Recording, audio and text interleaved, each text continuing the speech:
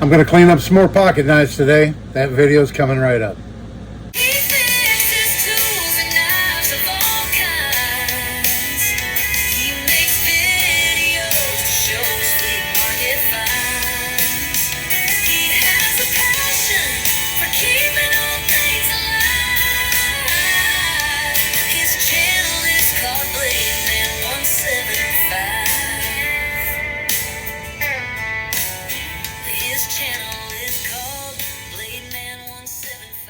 Hello everybody, and thanks for coming back for another video. This is Dave.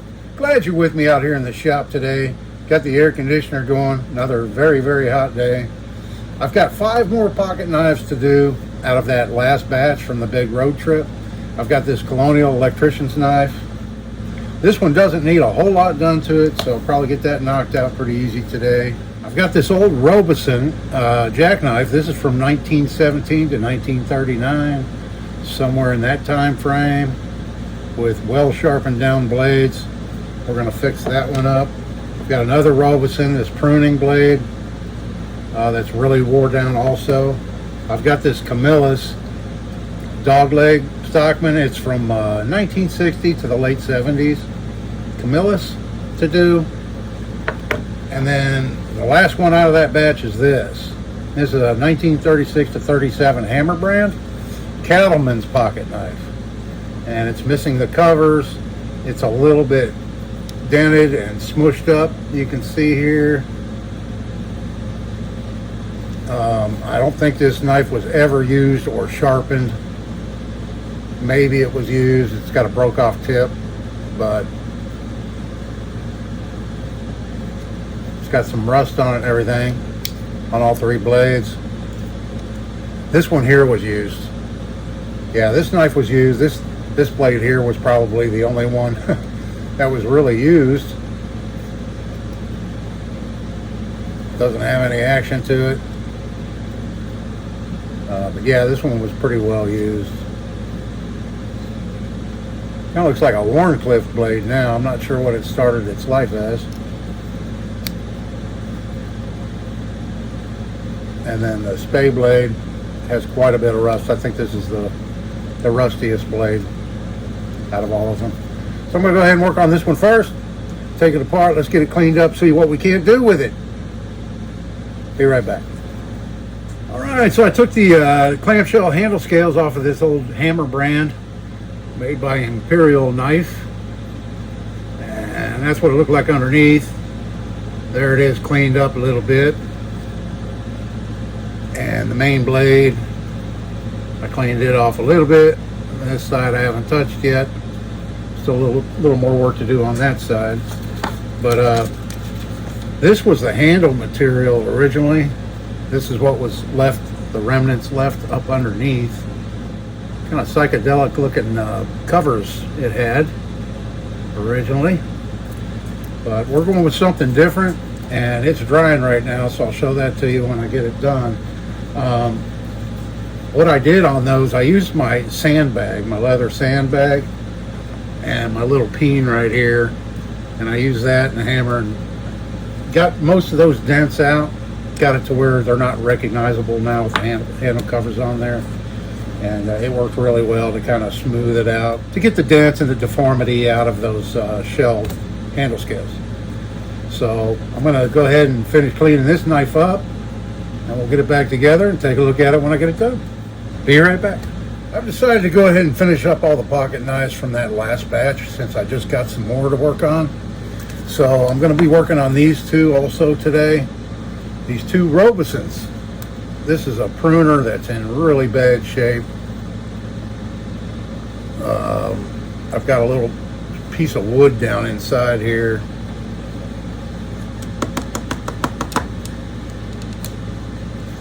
I've got this little sliver of wood I put down inside to keep the blade from closing fully, because you can't get to the nail neck when it's closed all the way. But look at what somebody's done to the blade on this knife. That is terrible. They have really done a number on this old Robeson sure edge. The wood isn't in too bad a shape. Not sure if it had a bail originally. I'll make a little wire bail for it when I get it done, and we'll take a look at how well this one cleans up. Hopefully it'll come out okay. And then this other Robeson here, there again, it's a victim of severe over sharpening, overuse, however you want to call it. The blades, that's fully closed. I believe this was originally a spear point blade, and this one was a pen blade.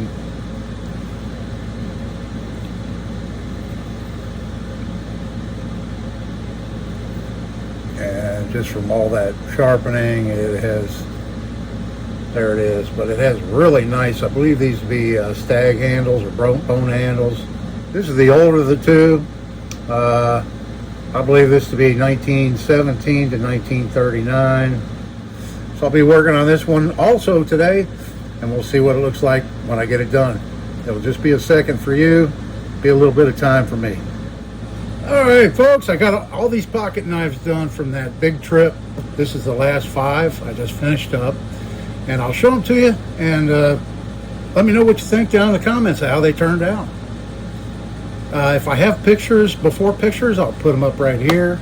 Otherwise, here we go with this, the newest one. This is the Imperial with the 56 to 88 tang stamp electrician's knife. And that's how that turned out. Blade's pretty full. You can tell it was used a little bit. I didn't do any edge work on it yet. On this one here, the screwdriver blade wasn't even open when I first got it. I had to use my special pliers just to open this blade. It was so stiff, but it had quite a bit of rust on it, but it cleaned up pretty nice. Bolsters cleaned up nice. I got a lot of the scratches that were in the handles sanded out and then repolished. There's still some of the heavier ones are still in there, you can see, and they're a little bit shrunk up. And I made a stainless steel bail for it. So that's how that one turned out. Electrician's knife. I have a number of these. Next up, the Camillus. Here it is now. This is the dog leg Stockman. And this one's from 1960 to the late 70s. There's the tang stamp there. Non-italic long line, and this is the 69 pattern. There you can see right there. I didn't do a whole lot of work on the blades. Just thought I'd leave some of that natural patina on them. Just gave them a good cleanup, knocked the heavy stuff off, and got some action back into the knife, which it was lacking. Really wasn't any snap. Wasn't really any action, any snap to this knife when I got it. But with a little bit of oil cleanup, good cleanup down inside, it came out pretty nice. So there's that one. Next up, we have this old Robeson, this pruner knife. Here it is now. I put a brass bail on it.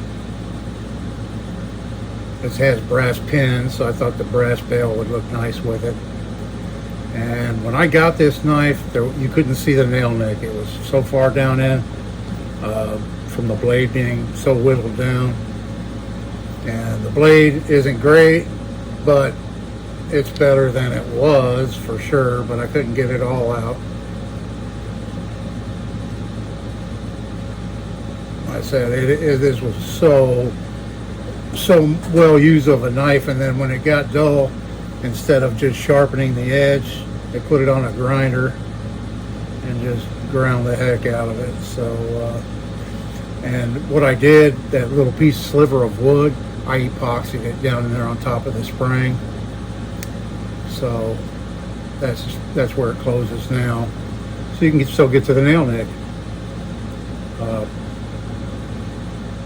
I'd say it's pretty secure down in there with that little piece, with that little bit of epoxy down in there. It's pretty secure, I believe. I was going to go with a piece of metal, but I thought, well, if I went with a piece of metal, you could actually get a little bit of a clink out of it, you know, when you close it, instead of that wood.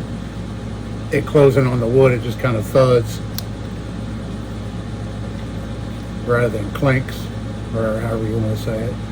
But that's the old Robeson. That's how she turned out. And then next up we have the other Robeson, the older one. And here it is. This one, you remember the blades wouldn't close all the way because it had been over sharpened and everything. But yeah, I love the handles on this knife. That jigging on them. And there's the blades. This one here, all I did was a little swedge work on it. I fixed the swedge that wasn't going all the way to the tip before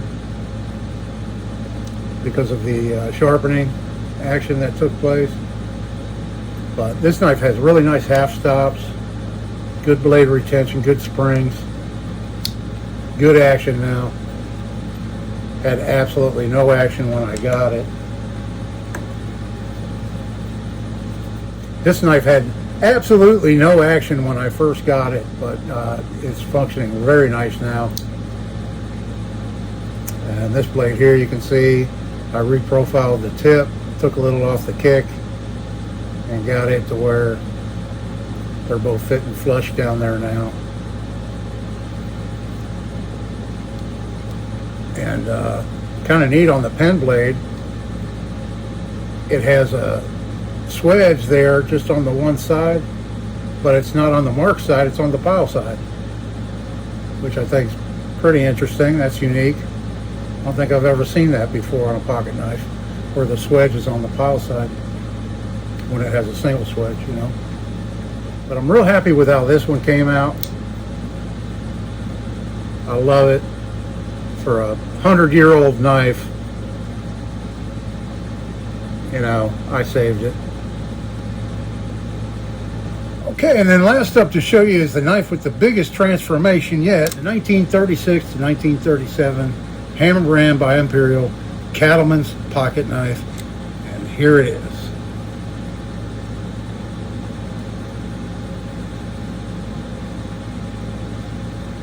So I'll show you the blades.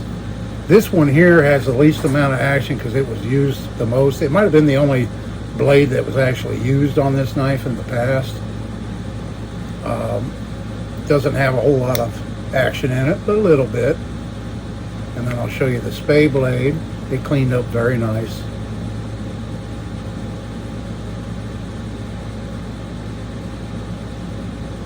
There's that one. And then our main blade, right here, it had a broken tip. I fixed that, you can see.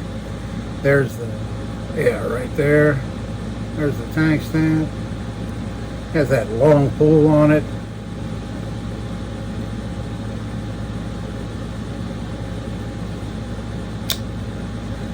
And the covers, snakeskin. I thought I'd try something different. I was going to put leather. I've done that in the past. It being a cattleman's knife, I figured, well, cattlemen probably come across snakes quite a bit. So I decided to just go with this simulated snake skin. And here's the material I used right here. And this came from a thrift store. For a couple of bucks, I found a purse, and I took it apart just for the material. And I've got enough left over there to do something else with it in the future. But yeah, I'm real happy with how that came out. Very unique, very custom, very different.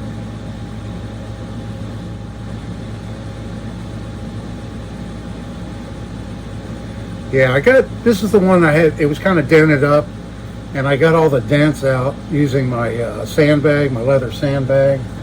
There it is right here that I made. And just a piece of leather with sand in it.